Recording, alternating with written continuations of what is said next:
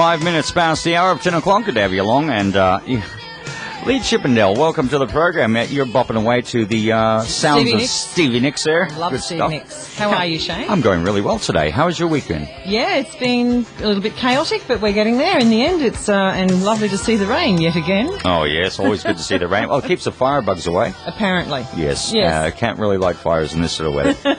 But, however, in saying that, we really should, for everybody's sake, hopefully people should start clearing some of the grasses, start to grow a bit more. Definitely.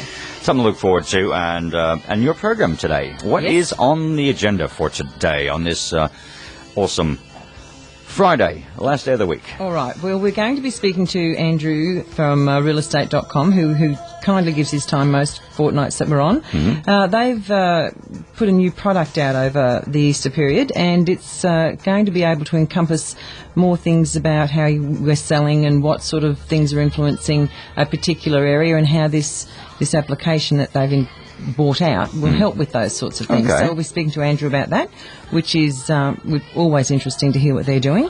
And also, if I get a little bit of a chance, I'd like to cover some of the 2012 December quarter Queensland residential property market update.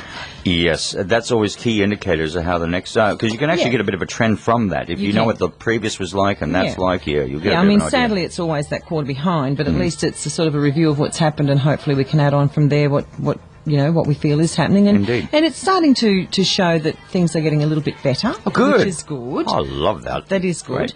And then we're also going to have Peter Smith in from Caboolture Law. Now, wasn't he brilliant last time? Yes, he's such a solicitor. You just have to make them be quiet sometimes. But we could seriously talk to him forever. Oh, look, there's so much. He's not boring. No, and there's so much to cover. What he's actually going to speak to us about today are easements. Now, there's always a lot of confusion with easements, and they are something that, people need to be aware of, and so many people, you'll go along to to a house, you go to list it, and one of the things we always ask our people that are looking at selling, do you have any easements on your property? It's always amazing that so many aren't sure. So that's something that we'll be covering. It's good to understand it, and it's good to know more about it. And obviously, Peter, being a solicitor, will be able to give you much more informed and intelligent advice than what I could. So there's some of the things that we're going to be covering today, and hopefully that we'll be able to talk to Andrew in about a second. By the sound of it, I think we've just got him on the air. I think we can talk to Andrew now. Good morning, Andrew. Good morning, everyone. Good morning, Andrew. It's Lee. How are you? Very well, thanks, Lee. That's good. Where are you today? I'm actually in Brisbane. Oh, you're not at the Gold Coast today? No, up in Brisbane, so enjoying what it has to offer. So quite nice. They're raining up our way, unusual that is, isn't it? Yeah, strange we get a bit of rain up here for a change. All right, realestate.com has released top-selling locations over the Easter period. Tell us why these locations are considered the top sellers. Yeah, certainly. The top seller suburbs areas have a high number of people actually looking per property or per listing. So it's really indicating an increased demand of property in that particular area, and means it's a really good opportunity for people with their properties on the market to get a high level of buyer interest. That's always good news. It's nice to have some good news. Yeah, definitely. Okay, autumn is coming upon us because it was quite cool last night. Why is it a good time if you're thinking of selling or buying? Because people always say, spring or what have you. Why is autumn a good time for real estate? Yeah, looking at our historical data is that autumn is actually the second busiest time of the year for buying and selling property off our site. Right. So there's a lot of people looking for a particular property in your suburb. I say now might be a great time to sell. And if you're a buyer, autumn is a great time to be looking as there's more choice in the market of properties available. And also it's pleasant. I mean, I know we're all probably complaining about the weather and the rain, but in all honesty, our grasses and our lawns are looking, lovely at the moment. So that's always a nice thing. Correct. It has that nice presentation, as you mentioned. Spring's another time that's very appealing, and everything's looking really nice for sale. Yeah. Generally speaking, what are the type of amenities that help make a particular suburb or location, highly sought after? What would you feel was the case there?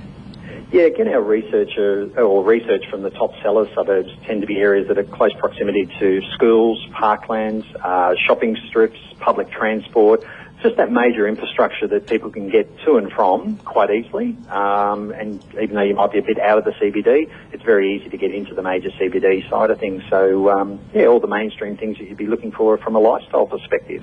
So not too far to travel to work if you have to, and when you do get home, you've got all those facilities close by.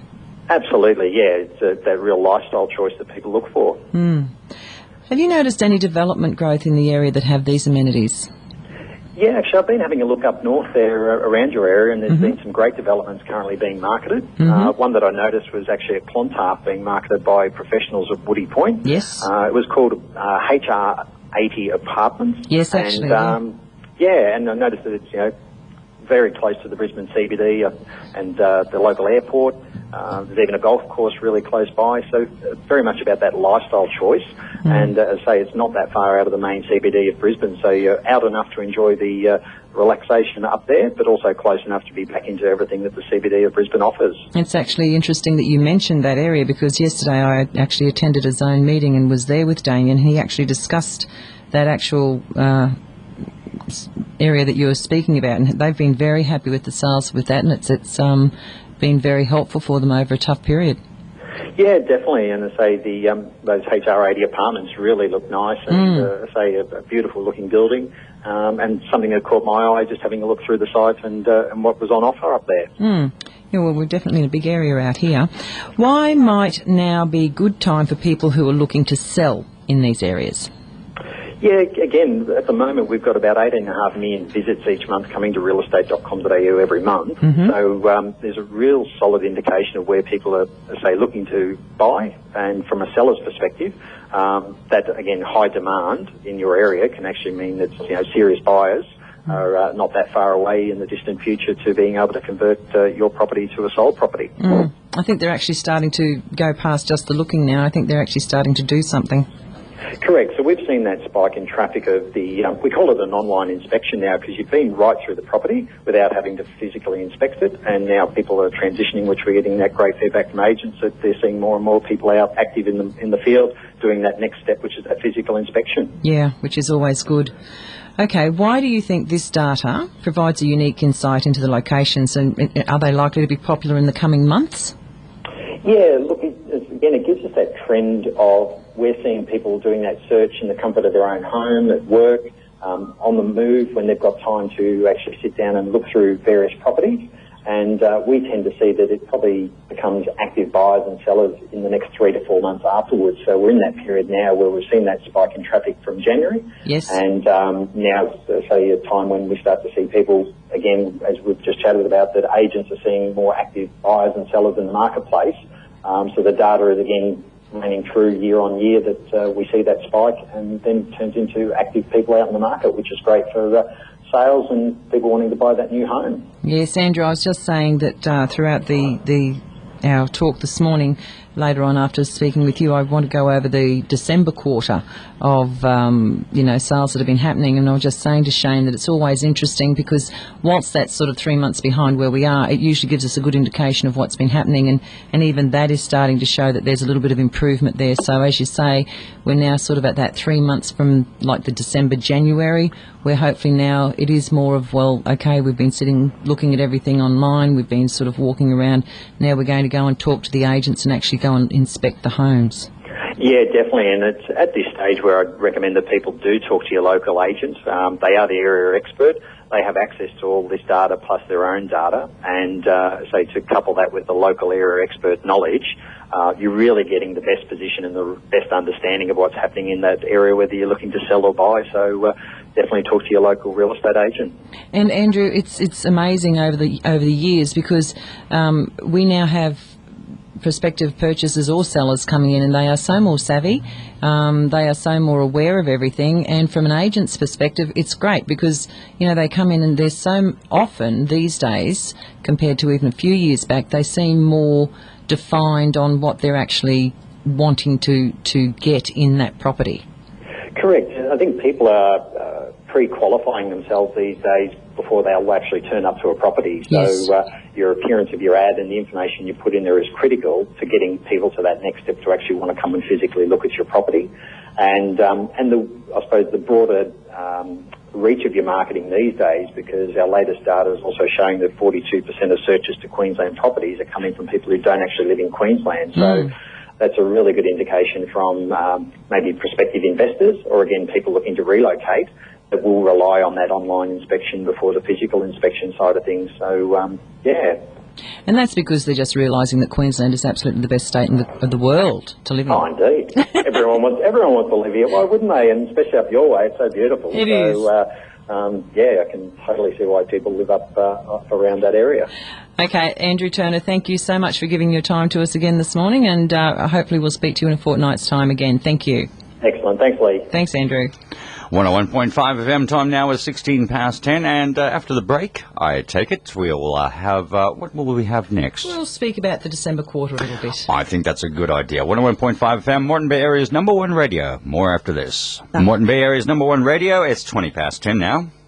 Okay, Shane, I mentioned before that we'd mentioned some of the December quarter 2012 market update. Yes. These will be very interesting figures, so I'm interested to see what they come up with. Now, these are done by the REIQ, so they're pretty comprehensive. So I'll just read out part of what's been said.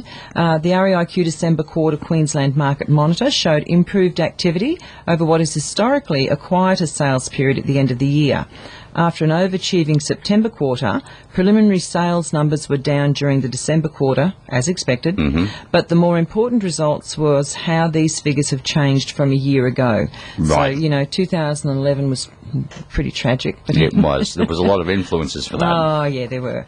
Okay, compared with the same period in 2011, total preliminary numbers of house sales in Queensland increased by 8% over the most recent December quarter. So that's good news. It's telling us, it's telling us that things are improving, which is great. In my understanding, too, anything between 6 and 10% is considered really, really good. Yeah, look, I just think it's been such a tough few years for everybody in so many regards, whether it be real estate, what have you, and then everything else affects real estate. Of course. So to see these improvements is encouraging. Yes. So, we're all hoping that it continues. It goes on to say that unit and townhouse and unit sales here always struggle a little, but they're getting better. And we've talked about that a couple of times. Yeah, I know. It's one of those things, but they're getting better. Yes. So they've also followed the lead of the housing market. They're up 9%, driven by the sales in the southeast quarter. So this is overall Queensland. And that's quite healthy. Yeah. Okay, the quarterly results demonstrate that the second half of 2012 was one of improvement and is the second consecutive quarter where the market exceeded expectations. Wow. So, I think everybody is still, very, hesitant and everything, but this is starting to show that, it's getting that bit better. It goes on to say that, in fact, after a notable slowdown over the June quarter, 2012 overall showed a marked increase in sales compared to the year before. There is no doubt the Queensland market is improving due to the low interest rate environment, increasing confidence levels, an element of pent-up demand, as well as more settled economic outlook here and overseas. And the key thing you said there was about the interest rates. Now, they're still on hold at the moment, which is really good news. Yeah. How long for, we don't know. No, we don't. And there's two ways of thoughts that I've heard. One is it will go down another 0.25%, and another one says might go up a little bit. Yeah, well, and you don't know which expert to listen to there, do you? No, not really. But I think general consensus is, look, with the Cyprus issue, European Union, that's affecting badly on our stock market. Yeah. And unbelievably so. A little island like Cyprus can affect us, but it does. It does. Because it's entwined with everything else. And the ongoing problems in the Korean Peninsula are certainly not helping either. That's going to put further pressure on both inflation and also trade. Yes. And then again, people start to think, oh, should I, shouldn't I? So, and then there goes your interest rates. They could possibly go down just to keep the interest alive. Me personally, I'd like to just see it hold, because to me that just... Yeah, I think going down is going to be a bit dangerous because if you go down, how far do you go? Because Japan and England both went down to 0% interest at one point. You can't go any lower than that. No. So... you got to be a bit prudent with these sort of things. You do. Okay, getting back to this, Toowoomba was the best performer of all major regions across the state in terms of house prices. Gut feeling why? Toowoomba's just one of those areas. It is a sought-after area. There's a lot of things going on out that way. Yeah. Okay. Yeah. The Gold Coast and Sunshine Coast continue down the long road to recovery. Okay, so they're getting there. Good. And those, it's always the same. The areas that are flying when they get hit usually ones that fall the first. Yes. Yeah, so median prices appear to be catching up with increased sales numbers. Finally, there were some notable unit and town sales results in northern Queensland, with Cairns and Townsville recording decent median price increases. Well, that's some good news. Yeah, well, again, you've got that different market up there. Cairns is a little bit more tourism. Yes. So, yeah. This compares to us more so. Around the Greater Brisbane region, median house price growth was relatively subdued, with no standout performers over the final 3 months of the year. Ipswich City saw an increase of 1.6% to 294,500. So basically that's your median sort of thing. So it hasn't really done much, has it? No, but it's stabilised. That's good. Both Moreton Bay and Redland City moved a little over the same period, recording median price increases of just 0.03 and 0.02% respectively. So that tells you really it's a good time to buy because prices aren't jumping up. Great time to buy. So if you're a buyer, get out there and spend some money. And sellers will say, it's no good for us. But as I always say to people, if you buy and sell in the same market, it's all relative. If you buy now, if you sell now, provided you've bought at the right time and you've got your mortgage down and all those sorts of things, if you buy now and you're wanting to upgrade, well, you're buying and selling in the same market. My mum, who is a very good person at property sales, she always said, if you're going to buy a property, you buy it for the long haul, not for a short gain. And exactly. I think that's a really good idea. Yeah, look, and property it's always that 7 year sort of cycle. But I mean, property's property. There's the old saying that I always say, safe as houses. Pretty much. Yeah. And that in gold. Oh, well, that too. Yeah. It never goes down. It always seems to. Yeah. Don't buy engagement rings at the moment, guys. It's too dear. So what else? Is there anything else on the figures that we sprung out at you saying, that's interesting? No, well, then it goes on to your tourism centres like Cairns and so forth there. Yeah. Again, different market tourism. So, and you've got such an inflow and outflow of, it's such a moving community where your people come and go. So, but basically I think from that we can just see that it's confirming that things are improving. Just as Andrew has said, I mean, realestate.com have a marvellous way of, surmising and checking everything, and they're seeing what we're starting to see. And we as agents are starting to see it. I hope you don't mind. I'm going to put you on a little bit of a... Here we go. Don't do percentages. No, nothing to do with percentages. Just gut feelings. What's 2013 for you? What do you think is going to happen this year? How's it going to pan out? Is it going to improve, stagnate, or go down? In my opinion, for what it's worth, I don't have my crystal ball in front of me. No, but you're in the market. Yeah, I'm in the market. I still do think, I don't think we're going to see a great spike in house prices. I think the banks are still, whilst they are starting to relent a bit more and be more productive and more helpful, I suppose, they're still hesitant because it comes back to their equity. Homes that they were valued at 300 and now, 260 or so. So the bank's equity is less, as is. So look, in my opinion, I think it's going to improve because I think there's a little bit more confidence out there. I still don't think we're going to see a great increase in prices. I think they'll probably hold, but I think that the fact that the interest rates are where they are, I do see that 2013, I think, will be hopefully consistent, I guess is the word I'm looking for. And great improvement, I think, is probably 2014-15. Yeah. So now it's a good time to buy. Yep. Hold on for a long while, for maybe 10 years, 20 years, or whatever. Oh, look, but the thing is, too, and this comes back to, in my parents' days, the dream was own your own home, pay it off over, 25 years or something. By the time you retire, you owned your home and you went on your pension, and that was it if you were lucky. Sort of our generation coming through, we were sort of introduced to, okay, get your home, you've got equity, pay as much off that home as you can. You now have equity in there. You now can use that equity, buy an investment property and, go from there. So our generation, I guess, has sort of more built up the portfolio investment. Yeah. And that works in with people's retirements these days because there's always talk down the track that, the pension's not going to be there one day. Yeah. I don't know when that will ever happen, but, they keep saying these sorts of things, or they're expecting people to do more to support themselves for their latter years. Yeah. So our generation has gone up with that. Now we have the new generation coming along that is sort of staying at home until they're 30 because it's cheaper to live with mum and dad. Yeah.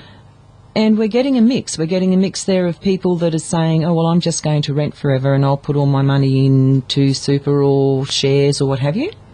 And, you know, that's great if you're comfortable with that. Yeah. So it's going to be interesting to see what Gen Y and X do. Yeah, and the next generation after that, whatever they're going to call that. Z or AA or whatever. Well, see, there's the other problem, the other issue too, that people are now becoming a little bit more self-reliant. Yes, they are. They're buying a little bit bigger properties, I've heard. Getting their little plot of, grocery items like your lettuces, potatoes, and all, onions, and all that sort of thing. Yep. Buying solar panels, taking themselves off the grid, and reducing the amount of money that's going out all the time by becoming a bit more self-sufficient, which means the current model for a lot of the houses won't be suitable. They'll be looking outwards to areas which aren't developed yet. And that's probably the key thing that we probably need to look out for, because we've got plenty of scrubland around here. Well, the thing is, undeveloped. The thing of it, Shane, is that everyone wants to live in a particular corner. And then you've come across all the things with employment problems and all of those sorts of things. You do have, look, I know myself, my husband and myself, we bought the 2 acres for when our children were, in those 10 to 15 year group that you wanted them to be able to run around, let go of some energy, and you knew where their friends were and they'd come home. So that was great. You could put your veggie garden in, to which we still do. And that's terrific. But you do have that. We're not making too much more of those sorts of size properties because it's too hard to get the infrastructure and so forth too. So developers are looking at things differently. You're seeing a great increase of the smaller properties coming back in, like, tiny little properties. So that all comes back to infrastructure and getting facilities to people. But I agree with you. You do have the people that want to go back to Nana and Granddad days where they've got the chooks and they've got some lettuce and you've got that. Bear in mind, Shane, that people these days, there's so many programs and that you would even see on television, people can still have a small plot or a unit and they can have their little garden boxes where they can be sufficient in the fact that, they grow enough little lettuce in that or little hybrid type vegetables, and so you can do that too. Or the other thing is they've done in New York successfully, and garden roofs. No, they got this little garden plot in the middle of wherever in the area, community. And everybody puts in towards it. And that's happening here too. Yeah, and I think so. That's great. And see, that's the beauty of real estate these days, because there are so many different options for people. Getting into people going into retirement homes and nursing homes, that's becoming quite expensive for some people, and maybe a lot of people can't get in, or the waiting lists are too long. So also you're starting to see what you're saying, that bigger block or another parcel of land where they can put a granny flat on, or a bigger home with, more area in there for Nana or, Well, up here in the northern suburbs, I've noticed a lot of people who've got slightly larger blocks, they're subdividing and selling it off or giving it to the kids or whatever and doing all of that. That's happening now. It all comes back to what the regulations are as to what they can and can't do. And those are always on, they're always a moving target anyway. And they're normally controlled by the councils, aren't they? Yes, they are, which in turn, the government also, the state government sort of says, righto, now it's time for you to do your 10-year plan. Yeah. Years ago, they were told they weren't, the councils weren't really encouraged, I guess, to do family reason subdivisions. Yes. So those sorts of things have panned out. So it all comes back to government issues, of course. So you're pretty happy with that report, aren't you? Yeah, look, I am, because I just think it's showing people that's a bit of confidence out there, and I just think that's great. If people can build on that and they're prepared to take that step, because you're getting to a point where some of your loans on some of your properties, it's the same as you would be paying rent on something, so why not own it yourself? I think we might have some music, because we have got another guest very shortly. Peter Smith, of course, from Caboolture Law, will be coming in very shortly. Excellent. We'll be welcoming him very shortly. This is 101.5 FM, Moreton Bay Area's #1 radio. It's coming up to 28 to 11. We have Alan Jones, too, after the latest news at 11 o'clock, but shortly, more from the real estate program, live on radio, 101.5 FM. Here's Jim Croce. Good morning, everybody. Again, we have Peter Smith with us from Caboolture Law and Woodford Law, and welcome, Peter. Good morning, Shane. Good morning, Lee. Good morning, everybody. Lovely to have you here. Okay, we're going to talk today on a very interesting subject, and a subject that a lot of people probably get confused with. Easements. Okay, Peter, what is an easement? Well, if we look at land ownership, if you look out in your backyard and front yard, you can define your block of land by the fences and the footpath and that sort of thing. Now, within the boundaries of your land, at law, you have an almost total right to do what you want within the confines of the law, subject to building restrictions and those sorts of things. You can enjoy your land. People are not allowed to come in, by and large, and it's your land, as we learnt watching The Castle. But time comes about when you can give a right over your land to another property owner. And I'll start by talking about private property owners and easements. If you have as we had in the early days of perhaps the Caboolture Shire, or whatever it was called before that even, we had only a few roads and very large parcels of land were allocated by the government. And it was not uncommon, and they're still there, that large parcels of land didn't front the highway. So you'd have a highway block and you'd have a back block, and when the back block sold to someone else who he might need access to the road, he would need access to the road, so the highway block would give what's called an easement over his land to the highway. And that's probably the most common easement between two property owners you'll see, and that's an access easement. And the only way you know it's there for certain is to look at the title deed, and that will show an easement over the highway block as an encumbrance, and it'll show the easement as a benefit easement on the back block. Now, the easement comes about through the registration in the titles office, what we call DERM this week, of two documents: an easement plan that the surveyor prepares that maps out the line of the easement, and the easement document itself that the solicitor prepares, the lawyer prepares, and that maps out, sets out who is responsible for what. So who looks after the easement, who looks after the fences, those sorts of things, and what the person or the landholder benefiting from it can use the easement for. And remembering, this is a right that you're giving over your land to someone else, to another landowner. So as I said, it registers on one block as an encumbrance, on the other block as a benefit. Not very common these days in new subdivisions because the councils make sure that roads go through. The other place you'll see easements between private landowners is if you drive down a commercial road such as Morrowfield Road. You'll see commercial shopping centres side by side, and on some of those you'll observe that you can drive from one shopping centre car park to the next, and so on. You'll find, if you bother to search, that cross-flow of traffic is protected on each of those title deeds by cross easements between those owners.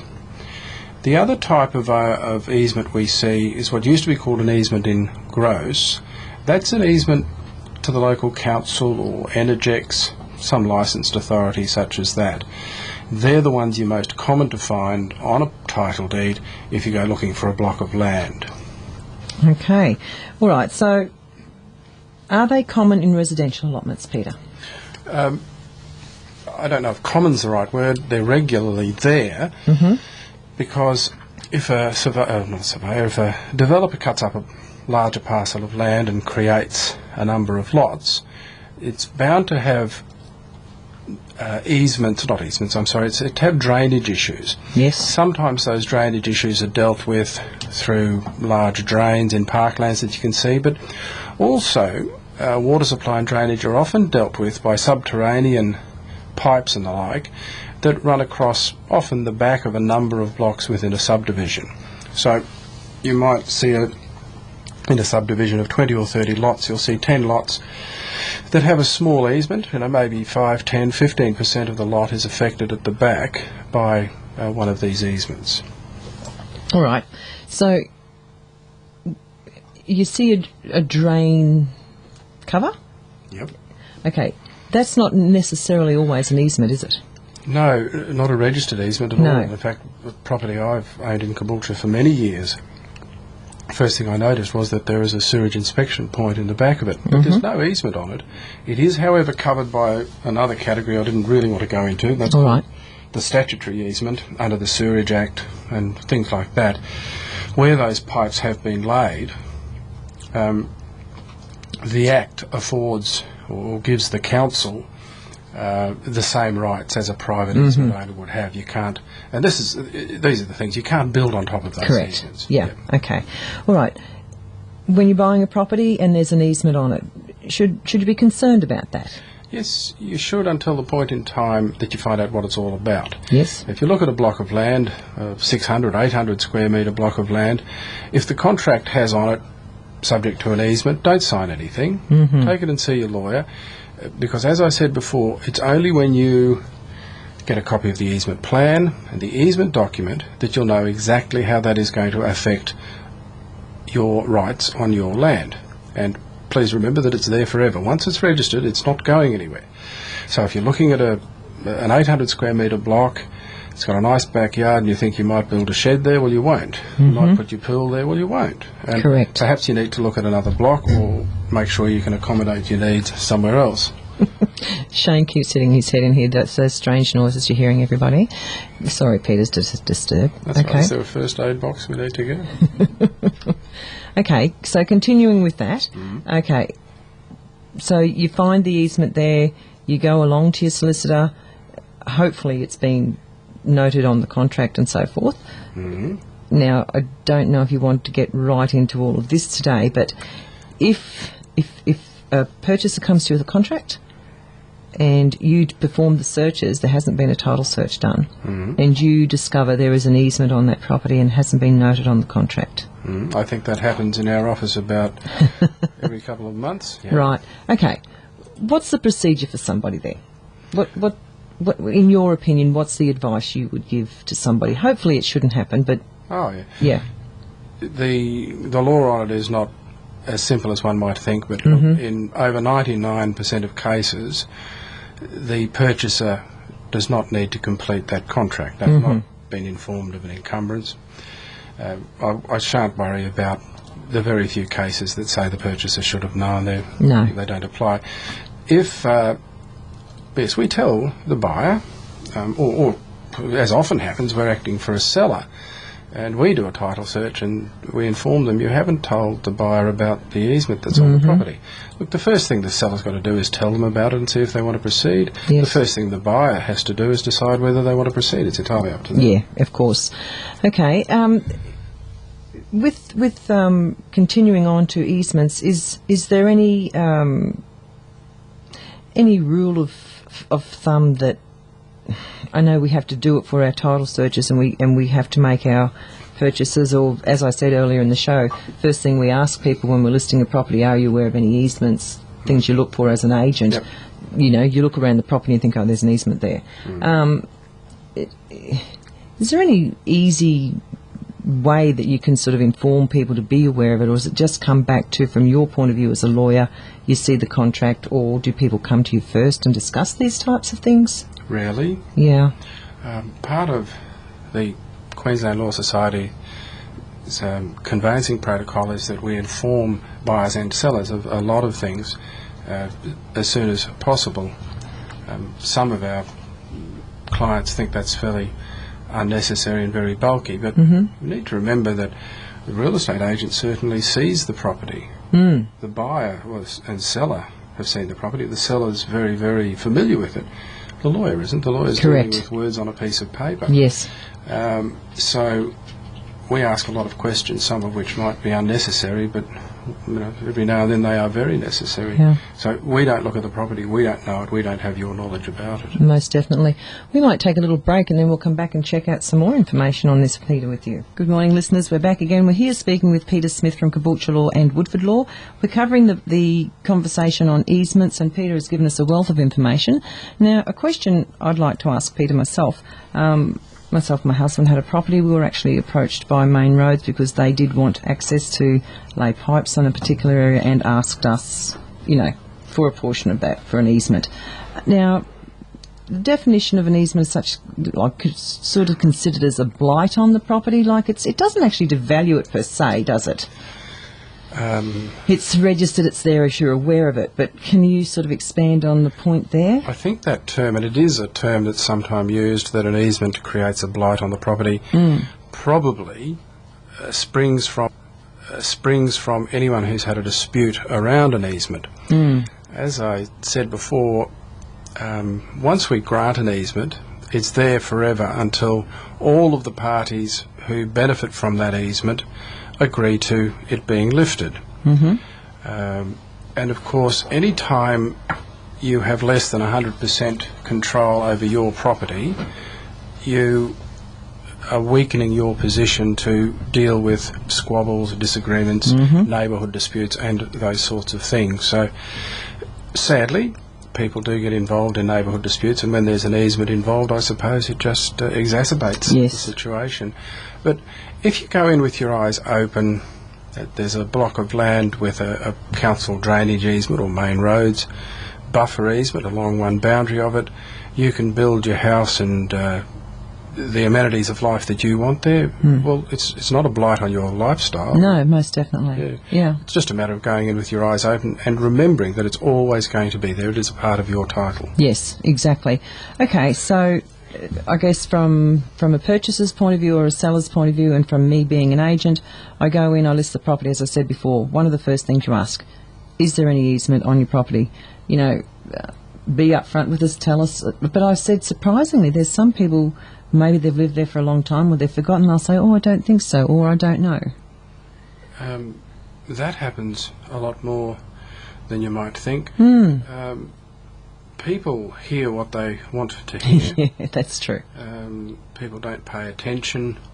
All sorts of things can happen, but the number of vendors that I've spoken to who said, oh, I did know about that, I forgot all about it.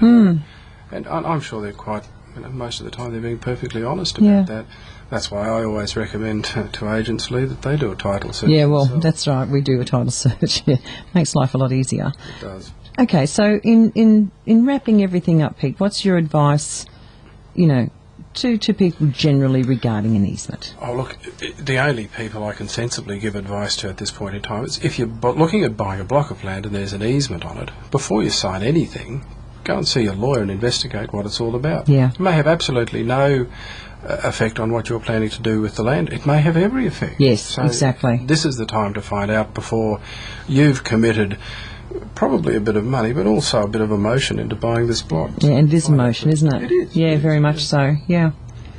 Yeah. Well, Peter, I thank you very much. I think you've given a great insight into people out there to be aware and just go in with your eyes open, ask questions. Yeah. Now, Shane, you said last time that if people had any questions, they could send them in. Yes, I must admit, I've had 50 billion. I haven't had a chance to check the email, so I do apologise for that. That's all right. Plus the fact that I'm about to do news as well because we've lost our satellite link. So quite a few things have transpired today. What I will do is, and we do encourage people always to shoot us an email here at the station at radio@1015fm.com.au. Any questions at all. Yeah. Doesn't mean to say we're going to answer them, but because it may be too technical to answer. I can agree from a legal point of view. But Peter's good at that. Okay. It's always going to be your call, but we do invite any question at all if you'd like to drop us a line here at the program for real estate. Call in. And call in, personally. Telephone in. Yeah, telephone 5495-1015. Love to hear from you. And radio, of course, at 1015fm.com.au. Looking forward to your comments, ladies and gentlemen. Thank you. Thank you, Peter. Morning. Right. Is that all you want to talk about? We've covered it. It's up to you. You've got to fill in for me now. I've got to fill in too. Well, okay. Now, next week. Yes. Next fortnight, rather. What are we looking at? What's in the plan already for this? You got a feeling of some things you'd like to cover for next? Well, I probably will cover a little bit about distressed selling, although I don't want to go on too much about it, but I just probably make people aware of what has been happening in the past with that and how that's probably affecting. And by distressed selling, it's basically mortgagees in possession. Indeed. Yeah, so we'll cover a little bit of that. I probably want to cover a bit more on property management rules, some of the things that are changing there. Also the fact that the new state government has brought in what they were speaking about doing with public housing, 3 strikes and you're out. Now, that is now happening, is it? Yeah, it's actually legislated, roll of sense and all the rest? Mm-hmm. Okay. And look, again, as we've always said, great people out there, and the housing is for people that need some help, and there's probably 99.9% of them that do the right thing, but this is aimed at the people who don't and who disadvantage the people that are entitled to that. Okay. And there will be other things that we will no doubt cover.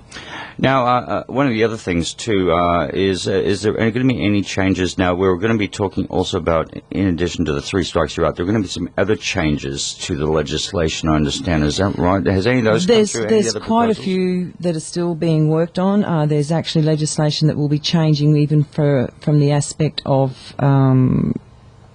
agents, and with our PAMDA Act, which is our Property Motors and Agents Dealers Act that we have to go by, and there's some changes happening there. And Peter would be also very aware of those as well. And more nightmares for agents and lawyers to go, oh, no. But it seems every time there's a bit of legislation, it's a nightmare for you guys, really. And it's almost part and parcel of the job that you do. And that's what marks the better lawyers and the better real estate people from the ones that aren't, because they're aware and on top of it. We all just have to try to be aware of it. I'm not saying we're perfect and foolproof. Oh, of course not. You just have to try and get a handle around all the changes. And legislation is always changing, whether it's our field or Peter's field or whoever, and legislation changes, and we have to be conversant with An it. interesting question. With legislation now, do you go to your peak body to find out what the official position is, and is it all checked out legally and all the rest of it? So there is a policy, so everyone follows it? Our peak body usually speaks with the government in power at the time to try and help get those changes through. The Law Society would no doubt have their body as well. Yeah. As a member of the REIQ, we do that. Also, as a professionals group, we also have people involved with that, as would any other of the franchise-type organisations. So we do have help out there, yes. Now, because you're aware of the legislation before it's actually given royal assent, before it's actually passed by Parliament, obviously you'd have your peak bodies. They would have their legal teams already out there most definitely. looking over this stuff. They already know what's going to happen. As soon as it's given, bang. But we also get releases from the government as well. Okay. That also the local member will pass information through to us as well. So we do get the information. We just have to keep conversant with it and learn it and understand it. And this is an ongoing process almost every month, because there's obviously going to be pieces of legislation that affects either Law Society or real estate, almost on a continual basis. There's always been modifications, is that right? And from a solicitor's point of view and agent's point of view, we have to try and work closely together and work well, and that's the great thing with having someone like Peter from Caboolture Law. We can ring them up and say, hey, what about this? And, if you have that good working relationship, it helps with the purchasers, the sellers, the agent. No, I didn't know that. Obviously having that relationship, sometimes there'll be situations where a lawyer may not understand all of the facets of the real estate side of it. It's more of a case of us just, if there's something we're not sure of, we can ring a solicitor and say, look, are we on the right track here, or things like that. Precisely what I was saying. Particularly with contract law. Well, contract law is always a dicey one at the best of times. Look, it's whether very it's business serious. or property or otherwise, it's always going to have those little ramifications that are going to cause problems from time to time. Well, that's just about the end of the program for today. Thank you. Look forward to having your company again. Well, we've had a good morning. We've spoken to Andrew Turner from realestate.com. We've spoken with Peter from Caboolture Law. Which we thank both of them too, because they're invaluable resources that we do have on tap here for the real estate program, and without them, people won't get the best information in the whole region. Moreton Bay Area's #1 radio. And hopefully they'll ring in and ask many questions that Peter can help answer next time. Yes, indeed. Don't forget those emails, radio@1015fm.com.au, or also you can always ring in. Why not? Exactly. Or just give us a call, 5495-1015, or you can come into the studios. Yes. Doors are open from usually around 9 o'clock to about 3. More than happy to have you come by. And we'll try and get your questions answered. Sounds great. Now, coming up fairly shortly, we'll have Alan Jones for you, and I'll be doing the latest in... Where is that coming from? Oh, that's you. It's me. That was your fault. I'm sorry. You're fine. No big deal. We have Alan Jones coming up for you fairly shortly, and the latest in weather. I'll be doing that for you in just a moment. But take us up to that. We have a classic memory from the Rubber Band Man, and here's the Spinners.